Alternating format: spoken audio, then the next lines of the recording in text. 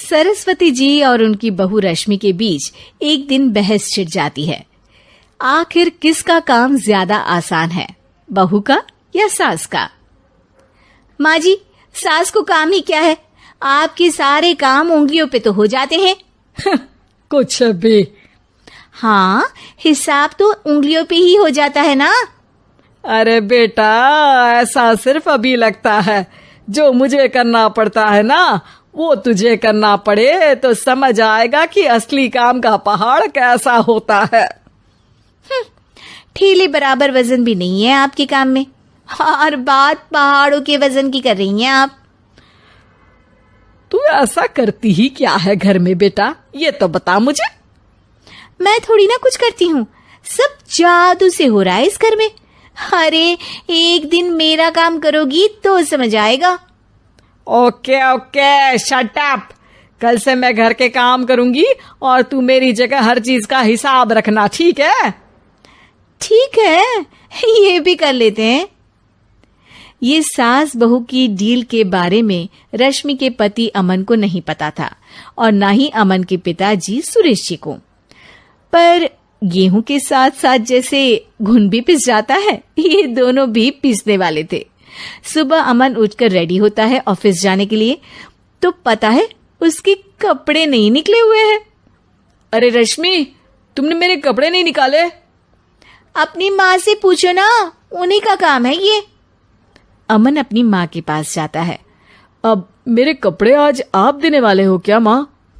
हाँ, देना तो मुझे ही चाहिए, पर तेरी बहू ने कपड़े धोने ही नहीं डाले, तो कोई भी धुला हुआ कपड़ा नहीं है बेटा।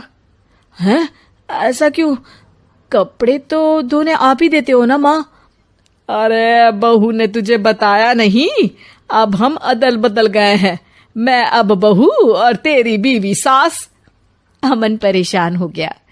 वो बिना इस्त्री के कपड़े पहनकर ऑफिस चला गया। सरस्वती जी अपने घुटने के दर्द के कारण झुककर घर साफ नहीं कर पा रही थी, और ना ही खाना बनाना याद रख पाई।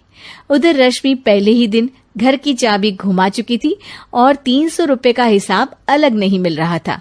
पर दोनों का ही घमंड कैलाश पर्वत से भी बड़ा था, और दोनों ही खेमे एक दूसरे की बात मानने को बिल्कुल तैयार नहीं थे। शाम को जब सुरेश जी और अमन खाना खाने बैठते हैं, तो सरस्वती जी उनके सामने गाजर और पपीते लाकर रख देती हैं। अरे माँ, ये क्या है? ख्याली पुलाव के साथ सलाद। माँ जी खाना बनाना भूल गई लगता है। अरे एक एक चमन्नी का हिसाब है मेरे पास, खाना बनाना कैसे भूल जाऊंगी? ये तो मैंने पढ़ा था कि फल फ्रूट खाने से सेहत अच्छी रहती है, इसीलिए ये ले, एक फल खा ले। रात को सुरेश जी और अमन अपनी मीटिंग बिठाते हैं अकेले में। बाबूजी, इनकी लड़ाई के कारण ना हमें ठीक से खाना मिल रहा है, उल्टा घर के सारे काम रुक गए हैं। हाँ बेटा, 2 भैंसों की लड़ाई में बेचारे खेत के पौधों का भी नुकसान हो रहा है। पर पापा, क्या बताऊं आपको, मैंने माँ को इस महीने की 2 तारीख को बिजली के बिल के पैसे दिए थे। आज बिल भरने के लिए मांगने गया तो पता चला कि रश्मि उन पैसों से गैस सिलेंडर ले आई। अच्छा, तो सिलेंडर के पैसों का क्या हुआ? अब सिलेंडर के तो कोई पैसे नहीं थे बाबूजी, हमारे घर पर गैस की पाइपलाइन लगी है ना। बेटा, इन दोनों का कुछ करना पड़ेगा, नहीं तो अपने घमंड के चक्कर में पूरा घर बर्बाद कर डालेंगे ये दोनों। अमन और सुरेश जी काफी सोच विचार के बाद एक निष्कर्ष पर पहुंचते हैं। रात ही को दोनों अपनी पत्नियों की अलमारी से नई साड़ी निकालते हैं, और सुबह जब रश्मि और सरस्वती जी उठते हैं तो देखते हैं कि दोनों पति साड़ी पहनकर चढ़ाव पर सब्जियां काट रहे हैं। अरे ये सब क्या हो रहा है? क्या हो रहा है मतलब? आप दोनों अदल बदल हो सकते हो तो हम क्यों नहीं? अरे क्या मतलब?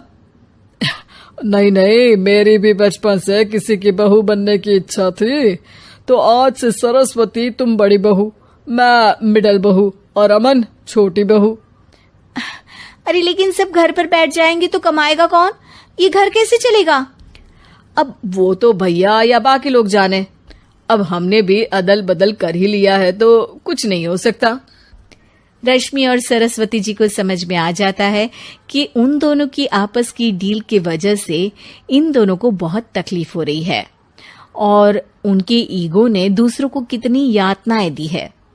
अब असल में माँ जी आप सही थी, सास बनना बहुत मुश्किल है। अरे हाँ बेटा, और तू भी, मुझसे तो नहीं हो पाया सब घर के काम, वापस बदल ले क्या? हाँ हाँ बिल्कुल माँ जी, और अब आप दोनों भी बदल लीजिए, कोई आ गया तो आप दोनों को देखकर क्या सोचेगा। अच्छा है, आप दोनों के समझ में ये बात तो आई, मैं फटाक से कपड़े बदल लेता हूँ। अरे रुक जा बेटा, एक फोटो ले लेती हूँ तेरी, मेरी बेटी होती तो तेरे जैसी ही दिखती साड़ी में। और मेरा फोटो नहीं लोगी?